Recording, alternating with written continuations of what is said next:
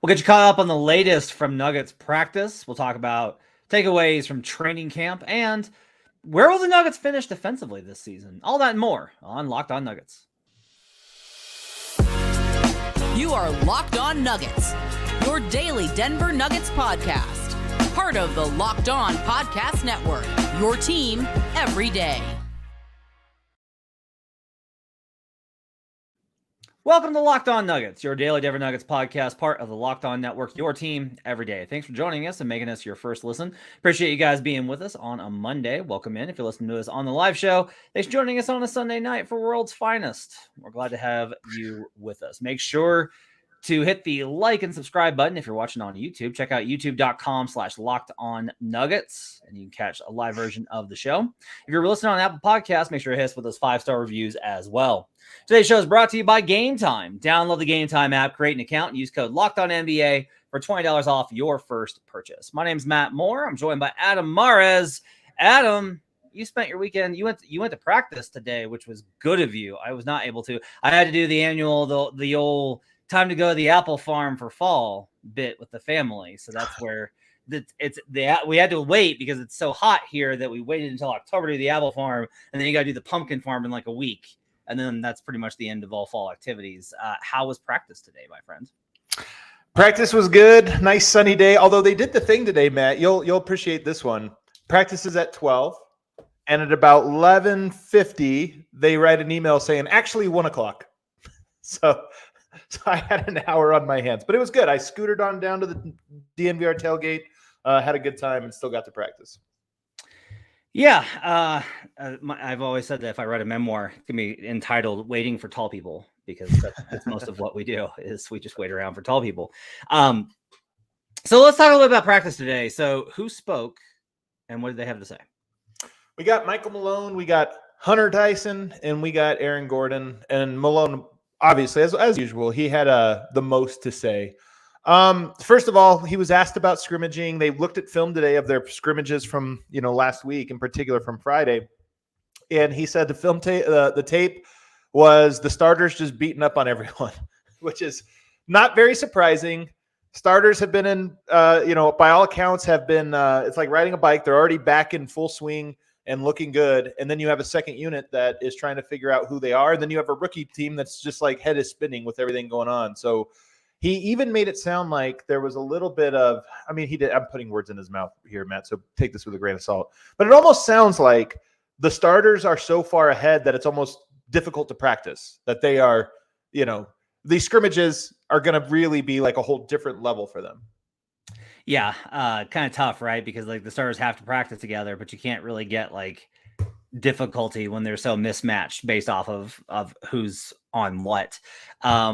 I think it's interesting to kind of think about like the idea of the starters being this far ahead because like Nikola was first and foremost last season to start in preseason. Like, hey, so we're not going to like destroy everyone from the get-go. Like he's never going to really say that. He's always going to think it's kind of tough, but he was even more so. He was very much like Jamal's going to take time and he's going to suck for a while. And right. Well, that's the difference, right? Last year, they weren't this level. They were still coming back. You're being cautious. But this team, the rust of a shortened offseason, sure.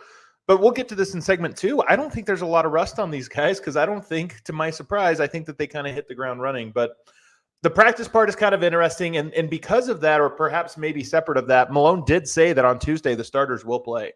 So if you were wondering if the starters were going to rest on Tuesday, they're going to give it a go. He did say Michael Porter might not, probably, I would say at this point, almost certainly won't. He was there today. He was shooting around, jumping around. He looked fine, but it does sound like they're going to be extra cautious. He rolled his ankle, I think, on Wednesday of last week. And then today it looked like he was not a full participant. But with the second unit, and this is another theme from the week, he reiterated, I think for the 5th day in a row, they've had 5 days of practice, 5 days he's made this point. Second unit's up for grabs. Only Christian Brown has a spot locked in. Everybody else is completely up for grabs. And Malone's not just saying this, Matt. I think he genuinely looks at it as none of those other guys have a guaranteed spot in the rotation on opening night or, at any point. He's treating it all as nameless, faceless people. I think coaches relish an opportunity to have open competitions. Like they want to instill that kind of competitive spirit because like that's how everyone starts coaching and that's how everyone starts playing. And then you get in the NBA and it's like, no, like he's going to start. Why? Because we gave him $35 million and we also need his agent to not be mad. So that's a person that's going to start now. And I think coaches Justin Holiday mentioned this in Media Day, by the way. He's like, it's not like this most places where, it's on merit. Most places there's one or two guys that are just penciled in for some other reason. Yeah. Who's been filling in with the starters with MPJ out? You know what? I don't know today. I know that Christian has played with the starters. I know Justin Holiday has played with the starters. I have not heard of Peyton Watson playing with the starters. Just those other two guys. So take that for what you will. As for today, I don't know how much live stuff they did today, but I don't know who it was today. I wonder if part of that is the concern about shooting, right? If you have AG and Peyton, if you're concerned about just not having enough shooting on the floor, you'd have 3 shooters, but wonder if that's part of the conversation there is about spacing being maintained. It's probably more about just trying to keep your second unit somewhat consistent, I would guess. So you may probably want Peyton. I don't know if you want to move him up that quickly or this or that. Well, that's interesting because I would be like, who's the anchor of the second unit? It's the one guy that has a spot locked, and that's Christian, right? Yeah. So like that's kind of the trade-off there. Well, the one thing I'll say is that Christian, I think, will play a lot of minutes with the starters. In fact, today, Michael Malone, another thing about him, he said he's much improved. This was a great summer for him. He mentioned the confidence and the swagger once again, but he specifically mentioned bringing the ball up the court and that he looks very good as a second side ball handler, meaning not the primary initiator, but ball swings. And he's looked good running secondary pick and roll action. So that was unprovoked, by the way. That was not something that was like, hey, is he running pick and rolls or this or that? It was like, what has looked good about Christian? And he mentioned those things. And he said he's not going to be a point guard, but he's looked good bringing the ball up the court. And he's looked good as a second side pick and roll ball handler or second side ball handler. Those differences are always so interesting to me, and that like what goes into being a point guard, right? Which is like, can you get the football off the floor without if you're pressured without losing it, and can you like get everyone kind of organized? And like that's the point where the point guard stuff really kind of comes into play. But yeah, I mean, look, I always think that having guys that can bring the ball off the floor more. And having more of those guys, I think, is really important. Like, honestly, with MPJ working on his handle, that's something I'd like to see them kind of enable him to do. Is like, I would like to see MPJ take the ball and go. Like, he's a really good rebounder, and like, give him an opportunity there. Be like, hey, you get to create stuff if you grab the ball and you run. Well, I don't want to spoil something I have coming up Tuesday that I'm excited for, but Aaron Gordon's ability to handle the ball allows him to play in a lot of actions that I think MPJ could and sometimes does play in those spots, but it's much more frequently AG, and it's much more dynamic when it's AG. And that is another way where Porter getting a better handle would open up the ability to switch him and AG in certain matchups or in certain offensive things that I think would make them more dynamic. He said Zeke Naji has rebounded the ball very. This is the first Zeke Naji shout out we've gotten, by the way. So if you're counting at home, shout outs. This is the number one shout out I've heard this week about Zeke Naji. And he said, especially on the offensive boards, he's been rebounding really well. And then he caveated it with, and I want to see him have that same intensity on the defense or something like that. So take that for what you will. But he gave him a shout out about how well he's looked on the offensive glass. That's good. Anybody else speak today? Yeah, well, hold on. A couple more here. The rookies are all mature, smart, and ahead of the curve for most rookies. He said that's by design, not necessarily indicative of whether or not they'll play. But I asked him about what does it, with them being older rookies, does it make camp easier because you don't have guys that are so sort of slowing things down? And he kind of lit up and was like, yes. So that's something to, whether these guys can or can't play, I think they know what to do. And he even mentioned Julian Strother, because I think you think of Jalen Pickett and Hunter Tyson as like 5-year seniors, high IQ players, this or that. But Julian Strother, a little bit younger, he talked about how he's always in the right spot on defense and stuff. And makes right rotations on time and stuff, which I thought was really interesting. With Hunter Tyson, he says they haven't really put much of a playbook in yet, so he hasn't been studying anything, at home or this or that. It's mostly just concepts. And then the one people are going to love, Hunter Tyson out in San Diego. How did he spend his free time? Swimming in the ocean every day.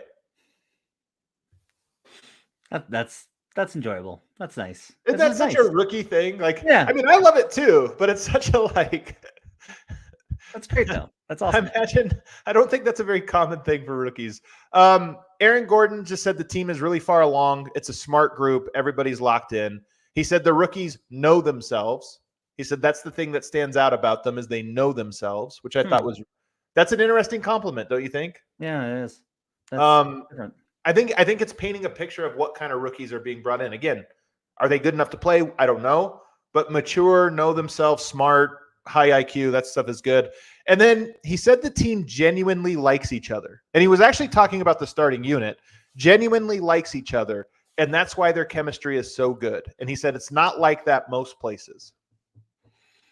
Yeah, there's a lot of how can I this is usually referred to with the Lakers, but I'll say it. There's a lot of kind of exceptionalism with where the Nuggets are at right now, where it's just like they're in an exceptional place in franchise history, where it's like there's a lot of these comments, right? It's like it's not like that everywhere else. It's not like that. And what is also interesting about that is it's still fascinating to me that you don't have guys that are like clamoring to come and join the brigade. You know? Like, it's interesting that there's kind of the word's kind of gotten out between Jeff Green and all these other guys of like, man, playing with Joker is awesome. Like things are structured and organized. The organization's got a good vibe. Like things are good here. And yet there's still kind of a resistance for like, you're not seeing a bunch of minimum guys like really wanting to join Denver, or maybe they are. And maybe the front office is just like, nope, need the young guys. Maybe that's the case. Yeah. I mean, I think Denver has the players they want. Yeah. Whether they're right or wrong about that, I think they have the guys that they want. I mean, look, Christian Brown was a surprise pick at where he was taken. Peyton Watson was a surprise pick. Julian Strother, Hunter Tyson, Jalen Pickett, they were all surprises at where they were picked. I honestly think the team, and then you go, I mean, who knows with an Ish Smith, a DeAndre Jordan, those guys. DeAndre Jordan was signed at the first second of free agency. I think they just know the guys that they want. And so far, it's worked out. Obviously, it worked out. They win their first championship in franchise history. But I think even this year, again, I don't want to go ahead and say I stamp all those guys I just mentioned and say they're the right guys, but they are the guys that they wanted, and they all seem content with what they've brought to the table so far. On the other side, we'll talk a little bit about emerging storylines from training camp. Very interested to hear what Adam has to say for being out in San Diego. Later on, we'll talk a little bit about Denver's defense and what it's capable of or not this season. We'll do that on the other side on Locked On Nuggets. So first, I need to tell you about Gametime. I've got tickets here in about 10 days for Hozier. Very excited to see that show at Red Rock. Yeah, you and me. Yeah, we're going to be there together. And got those tickets on Gametime. Wife was like, I really want to go to the show. I was like, you should check Gametime. She found great tickets at the right price. You get to see the view before you buy, so you know exactly what to expect when you arrive. And the all-in prices show your total up front, so you know that you're getting a great deal without any of those hidden fees. Those things drive me nuts when you're like, oh, the tickets are this much. No, actually, drives me nuts. Not going to happen on Gametime. You know what you're paying for before you buy. Buy tickets in seconds with just 2 taps. Take the guesswork out of buying tickets with Gametime. Download the Gametime app, create an account, and use code LOCKEDONNBA for $20 off your first purchase. Terms apply. Again, create an account and redeem code LOCKEDONNBA for $20 off. Download Gametime today. Last minute tickets, lowest price, guaranteed. We'll be right back on Locked On Nuggets. Back here on Locked On Nuggets. Thanks for joining us. Appreciate you guys being here with us on a Sunday night. If you're with us on the live show, listening to us on a Monday. So, Adam, you were in San Diego. You got to enjoy the sights and the sounds of Nuggets training camp. I guess the first question I have a bunch of questions for you. My first question for you is, how was this training camp different from the other training camps that you've attended with the Nuggets in the past? Well, I'll start by just saying there was less media there than typical. And, I don't know the reason for that, but it just seemed like a lot of guys missed this one this year. And the other, which by the way, I think made for a quiet, it's kind of funny. They're the reigning NBA champs. They won everybody's hearts and minds over the run of the playoffs. But because so much drama has happened to teams specifically in the region, LA teams, Portland is down in, I think, Santa Barbara doing their training camp, that all the media ended up going there instead of to San Diego to watch Denver. But the other thing that I think stands out to me, and really the overarching, like the number one thing I would tell you, Matt, and I'm curious to see if you get this read as well throughout the week. I don't want to be, I really like to get more eyeballs on this. The team seems excited to be back. And that is like, plus 900. It was on the board at FanDuel. That was plus 900 for them, and including Joker. And I want to talk about him a little bit later on, but Joker seems excited. Everybody just seems excited to be back. For one, I think just because of friendship and like it's like getting back together with your friends. But two, I think they just are like they're in their moment right now, and I think they all sense it. And that's part of what's so cool about it is it's like, yeah, why would we want to leave? We're winning championships right now. Like, let's get this thing going again. Really surprised by it. Yeah, I'm pretty taken aback by that vibe because I was present on media day, and it seems to be like how it is. And I am very surprised because those championships usually take a lot out of you. And and it did, by the way. And it did. And there also tends to be, I think, a little bit of so I think there's a line here, right? Where it's like you've earned a little bit of hubris, but you can react to that hubris with hunger or complacency. And they seem to have resulted out of it with like, yes, we're awesome. We're the champs. Let's do it again. Like that energy is rare. It's a very rare thing because most teams win that title and then they're like, whew, that was a lot. And Matt, everybody takes their cue from Joker, right? Everybody gets their energy from their top guy. And I don't want to give him full credit for this because one of my stories or one of my takeaways was that the culture has now fully permeated every person on the roster so that when you see Reggie Jackson and DeAndre Jordan and Justin Holiday and Jalen Pickett, like they're all doing the team type stuff, like rebounding for each other after the practice is over. And just the vibe is all great. But I want to point out two things that I heard from Joker over the weekend, and they're all up on the DNVR's YouTube page, I believe, with the interviews. But the first one was I had to ask him about something we talked about on this show, Matt, over the summer. Jelko Obradovic, famous coach in Serbia, talking about how Jokic let him know he watched his seminars. And so I asked Jokic about that, kind of expecting to be brushed aside. And Jokic talked about how, I've watched him as well as several other Serbian coaching seminars, which in and of itself, we're talking about hours of coaching seminars, in and of itself is newsworthy. But then he explained what you could assume, but it's nice to hear him say it, which is he said, if you want to be good, it's important that you're a fanatic. You need to be a fanatic. And I just thought that was such great insight. And he followed it up about studying and taking little things from everyone. And there's little things you can learn when you really pay attention to these coaches. And I just thought it was unbelievable. And the second one was another surpriser, Matt. If I would have asked you, has Jokic watched his highlights or the Nuggets' highlights from the playoff run last year? Like, has he pulled them up? I would have guessed no. And secondly, I would have guessed if you asked him that, he would say no, even if the answer was yes. But instead, he said yes, and he explained why.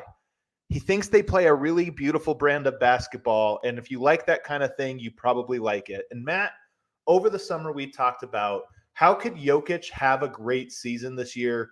Yeah, how could he be rejuvenated? When the basketball is the style he likes, there's nothing more fun. That's my takeaway from the week. I feel like this team is having a lot of fun because everyone plays the way that they're supposed to, and they're all being rewarded for that. And that's the sense I get about why everyone's so energized is it's like a band getting back together after a long tour, but they're in such a groove that they're like, you know what, let's jam some more. That's a great comparison. That's a really great comparison. So I think I have a couple of thoughts. One, I went to see the Heat in 2010 for a preseason. In 2010 for a preseason game. First season they were together, right? The big three, all this stuff. And I went, and it was great because they were in KC. So I went around the room and I was asking all the role players and everybody, what's the identity of this team so far? And they all said the same thing, which is they were like, we're professional. And it was, the meaning was it's part of Heat culture, but it's also very much ingrained of their approach was we're rock stars, we're professionals, all business, a Reservoir Dogs type of approach, right? The next season, LeBron really kind of came back and he abandoned the whole villain thing and they got back to playing a lot more fun. And they were better when they kind of started that because they did kind of recall, and LeBron is part of a coordinated effort, but LeBron would talk about stuff like that's when he started talking about I'm just that kid from Akron. And he got back to this idea of I was just a kid playing basketball and that's what we do. And the reason I kind of mention this is I think that the Nuggets having an identity that is very much built on a love of whatever that undescribable thing that everyone I think kind of knows when you watch basketball and you see an amazing possession, you see a team that's really got it, that is sharing the ball and is moving it in the way that the Nuggets do. And there've been only a handful of teams that have really done that over the last, 20 years, 30 years. When you see that though, like there's a love for it. And I do think the players get excited by it. They don't get to see it a lot because usually like the team's not good enough. So you have to take other routes to get to your success point. Like that's why teams don't play that way all the time, is because 1, it's hard, and 2, it takes sacrifice, and 3, you have to have the talent to be able to make it work. And then like the other thing I would say is I've banged on Joker for a lot of the stuff with his exhaustion with stuff, but I also understand it fully, where I've said this a lot, where I was like, I think Joker really likes basketball. I don't think he likes the NBA at all. And I don't necessarily blame him for that, but like at the core of it, I think he has still found, no, like inside all of this is still the art. And I think he really likes the art of it. I think basketball can be an art or a science or both at once. And I think that he genuinely loves the art of it.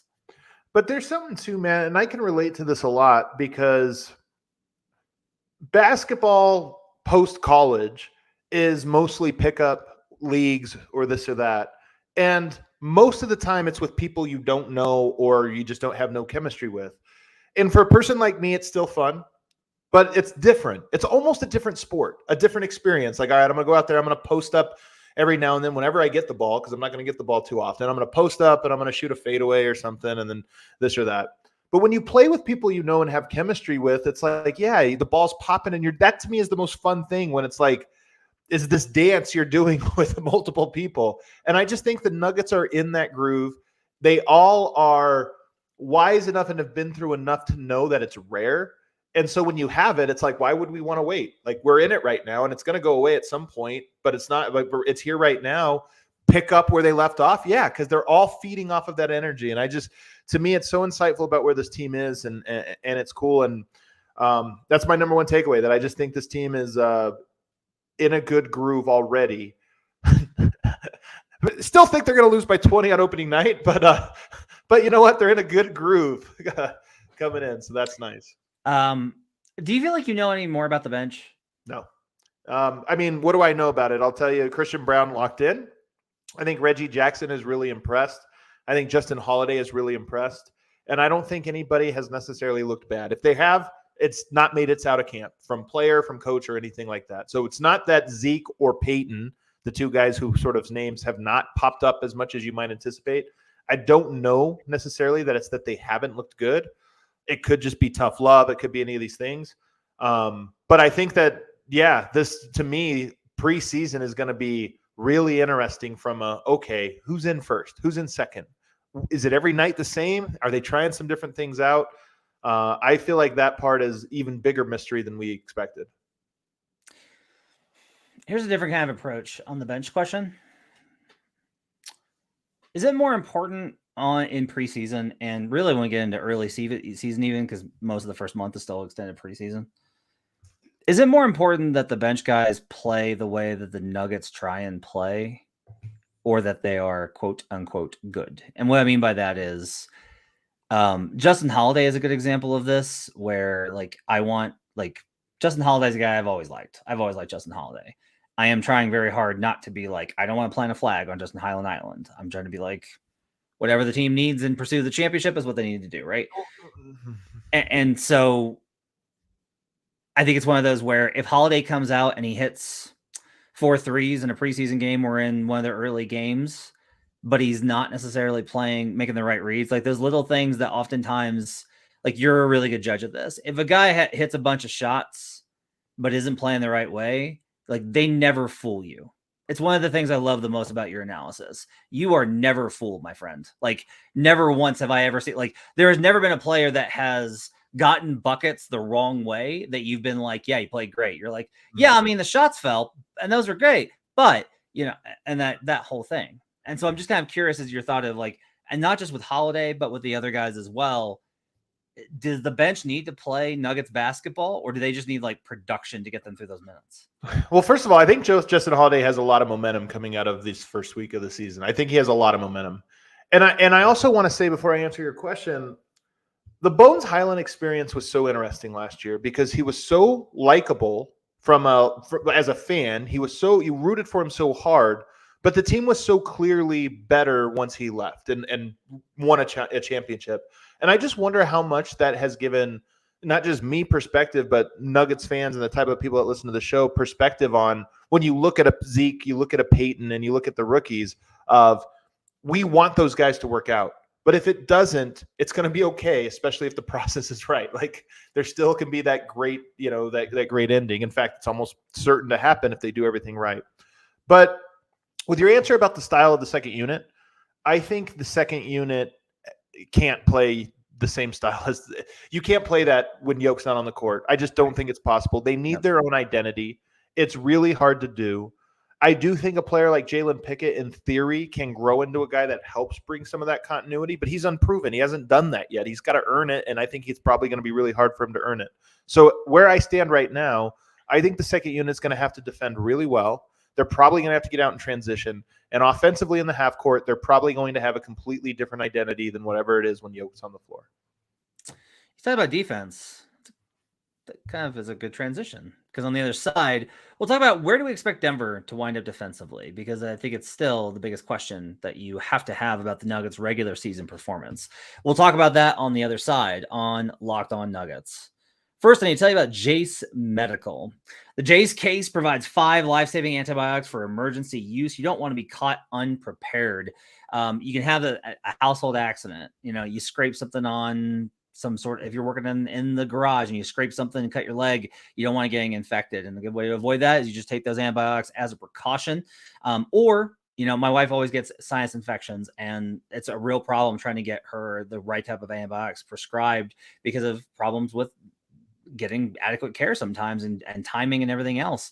So that's why Jase Medical is so great. You go online, you fill out a form, and then you get a prescription life-saving medications right to your door. The Jase case gives you peace of mind, so you're not just hoping you have access to medication in an emergency. Jase Medical makes sure that you've got it on hand. Get $20 off on these life-saving antibiotics today from Jase Medical by using our code LOCKEDON at checkout at jasemedical.com. That's JASE medical.com.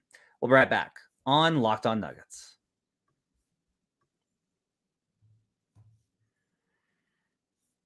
Back here on Locked On Nuggets. Thanks for joining us and making us part of your day. Appreciate you guys being with us on a Monday. So Adam, I want to bring this one to you as our third segment question, which is a pretty simple one. The Nuggets finished 15th in defensive rating last year. Michael Malone had hopes of them finishing top 5. They finished 10 spots short of that. Still finished with number 1 seed in the Western Conference. Had the best clutch defense, which he again cited in the media day press conference. I think an interesting question is, where is this team going to end up defensively? Because some of this kind of gets into, there are certain thresholds where if you are X on defense, it becomes harder to finish Y in win rate and win percentage, right? Where if you're top 10, it's relatively easy. If you're top 5, you could be a bad team with a top five defense if your offense is that bad, but it does kind of set a floor for you. It's hard to be under 500 with a top 5 defense. Hard to be, below 500 with a top 5 offense. But we have so much faith and confidence rightly earned by the offense. From a regular season perspective, what are your thoughts on where this defense as a whole on the team level is going to wind up? And then we can talk about how that breaks down into starters versus the bench. Well, I think that's where I have to start anyway, man. Because if you look at the starters last year, they had a 111.1 defensive rating when all 5 starters were on the court. That's really good. That's a really good defensive line rating for a 5-man unit that played that many minutes. Aaron Gordon and Jokic on the court together had a 113. What did I tell you? 113. Oh, yeah, 112.97. So 113 defensive rating when those two are on. So that counts Jokic, Aaron Gordon, and then any combination of your 1, 2, 3. That will count that as blended lineups with Jokic. When Jokic and Aaron Gordon were off the court, that number went up to 117. So it's clear to say that starters defense was great. Blended defense was meh, a little bit bad. Bench defense was horrible. I think the first part is going to be very similar. I don't have a reason to believe that the starters are going to make a significant drop defensively. I felt like they coasted for most of last year, to be honest with you, defensively. What do you think about the starting unit? Just start there, because they're going to play a lot of minutes together. Do you think they will more or less be the same defensively as they were last year?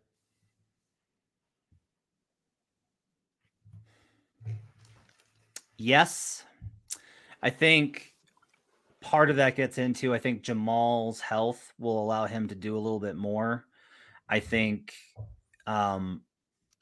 they will be more comfortable in their help situations. They'll know how to help a little bit better from what they learned last year. A lot of this is as simple as, if you're scoring at such a high rate and you have intent, you're going to be pretty good. Like, you're going to be better defensively because it's harder to score on a set defense.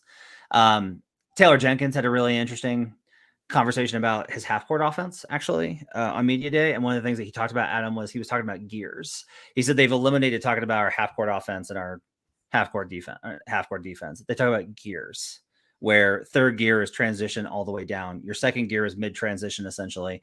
And your first gear is when you're going into a set defense. It's ATOs, effectively. And so I think Denver defensively will be still really good with the starters in first gear. When they're playing a set, when they're able to set and get their stuff lined up, they'll be good. Second is where I think that they struggle. Third, they're honestly okay because they score so well in transition. It's impossible to really get an edge on them. And again, if they're scoring at a high level, it's hard to get transition buckets if you're scoring as efficiently as they are. You can do it, but very few teams in the regular season have the intent to continuously push off of makes. So my point here is that second gear is what matters. Is that, and this would happen to them last year, where when they would have bad defensive stretches, so much of it was they would get out of sync in mid transition, where it wasn't even like full speed going to the rim. It was just like they would get mismatched. They would not be paying attention, would not be getting back quick enough, and they wouldn't get matched up right. I think that their ability to call out and the defensive communication improved so much once they got home and they figured out a lot. It will still be there. I have some other reasons for concern which relate to Bruce, but in general, the starters, I think, can still be very good in first. And I think that they could limit third. It's that second where I'm still kind of like, that's going to depend on their focus on any given night. I just don't know if it'll be worse focused than last year. Yep. That's the part where I think it'll be more or less even. But when you talk about the staggers or the bench, do you think Reggie will be better or worse than Bones last year? Defensive. Maybe a wash if you want to be like let's be real cautious. I will be real skeptical or whatever. Christian Brown should not be worse defensively than he was last year, I don't think. Accurate. Yep. Peyton Watson, Justin Holiday, Zeke Naji, those guys are good defenders. I think all project to be better than Jeff Green was, especially in the regular season. I thought Jeff was good in the postseason and especially in key moments. But for most of the regular season, he was a guy that was, in my opinion, a weakness defensively. And then you had all the minutes with DeAndre there. I think they have better defensive talent top to bottom than they did last year. So that 117 defensive rating off the bench, I just think they're going to be a little bit better than that this year defensively, especially since those guys aren't going to play a ton of minutes and they do have people nipping at their heels for time. So like Peyton Watson can't afford to like have a bad defensive game. Right. All year, he's going to be looking over his shoulder like, I better go out there and defend. Same goes for Zeke Naji, maybe Justin Holiday. So I just think that Denver is going to have better defenders. I don't think they're going to be a great defense. I don't know if they're going to be a top 5, top 7, top 8 defense. But I do think that they're going to be an average or better defense for most of the year, if not all of the year, assuming that they can stay healthy and maintain their depth. So you kind of mentioned the 111 defensive rating for the starters. The best lineup to play at least 100 minutes last year in 5-man for the Denver Nuggets was the starters with Bruce for Jamal. And that's not necessarily doesn't mean that like it was the part of that is honestly some of the games that they played against with that lineup and the minutes where those specifically came with Jamal doing the stagger. But I do think this is notable that with Joker, MPJ, Aaron, and KCP with Bruce Brown, they were at a 108. That's a stellar defensive rating. And so this is kind of the contrast to the bench can't be worse concept, right? Which is, I think, true. The question is, will the Joker and 3 other starters and 1 replacement be as good as they were last year, especially on the defensive end, right? If it's Reggie instead of Bruce Brown, is it closer to 111? Is it higher than 111? And because those minutes all kind of matter, right? We're like, all of this is about like the margin that you are able to establish with Joker on the floor, which is going to have to be considerable. We know Right. that's a fact. Like they're going to lose the Joker minutes. They've always lost the Joker minutes. If they don't, then they're going to cruise to 60 wins. Like that's the reality. It's like if they don't lose, if the bench winds up +1 in non-Joker minutes, they're going to cruise to 60 wins. Period. End dot. Like no question. I don't think there's any question for me on that, provided they have health. But it's not for me. It's always more complicated than like. And this was a thing I really tried to focus on a little bit this summer, was realigning some of my thought process from not just starter minutes, bench minutes to, okay, what about the in-betweens? Are those above or below your average performance? And how much does that change where these kind of go? Because I do think that Bruce and KCP in particular had a defensive chemistry that was phenomenal. I thought those two played so well together. And so I don't know if the Nuggets have a perimeter defender like Bruce that can kind of duplicate that and bring that same level. Does that make sense? Well, the thing is that Bruce could replace Murray as on the offensive end as a ball handler. So it allowed you to play Bruce and KCP together, because I think Denver will be better this year defensively if you did that same trade with Christian Brown in Bruce's place, in my opinion. And if you look, like, there's not a lot of lineup data for it, but basically that was a sub 93 defensive rating in about 150 minutes whenever you had Christian, Gordon, and Jokic on the court together. But again, small sample size. The problem is, offensively, Bruce was able to bring the ball up the court every time, run pick and rolls, do all these things. And Christian Brown, that's why the note today is so interesting, him bringing the ball up the court and this or that. But as good as he is Denver going to be able to do that consistently? Does Aaron Gordon bring the ball up the court more? I don't know. Those are some things that I think are probably you're going to have to work out. But I think that's where Bruce's value was just so good, is it gave you another lineup that was even better defensively when you subbed him in for Murray. And then, by the way, when you stagger after that, now your stagger might be Murray next to Reggie Jackson. Is that a good defensive backcourt? I don't know if it is. I don't know. I would say I don't think it is. Well, I'll say this. You want to know why I think it's better than Bones? Well, I'm serious. Bones was a guy that teams picked on. Yeah. And it's rare to see a lot of picking on guys in regular season play. You have to be a real weak point for teams to attack you like that. Yeah. And they did. And so that's kind of thing is like, do I think Reggie Jackson's a super plus defender? No. Do I think that Reggie Jackson is not going to be picked on? Yeah. I don't think the teams are going to be like, let's go at Reggie Jackson the way they went at Bones. But think about this, Matt. Is this the first year? And who knows? It's still a little bit early and we're not behind the scenes enough to really say this for certain. But Julian Strawther, always in the right place defensively. He's reading the court. Hunter Tyson, Jalen Pickett, these guys are smart. Peyton Watson. Is this the first year where there's not a guy on defense that's just an anchor because he has to learn the game? Like, you've had a Bol, you've had a Bones. There just seems like Denver always has one or two guys that are there. And I don't think there's that guy on the roster right now. I don't think there's a guy that doesn't know what he's supposed to be doing. I mean, Peyton is, I think, the one guy that you might look at, and there's been really no indication that he's been that level. We'll see. We'll see. Well, he might. You're right that it might be him and it might be Zeke. I mean, but there's not a guy as egregious as, at least it doesn't seem, as they've had in years. There are so many reasons why I think Peyton Watson is so important for this team, but among them is just, as a consequence of a lot of their structure, is it just puts a lot on Aaron Gordon.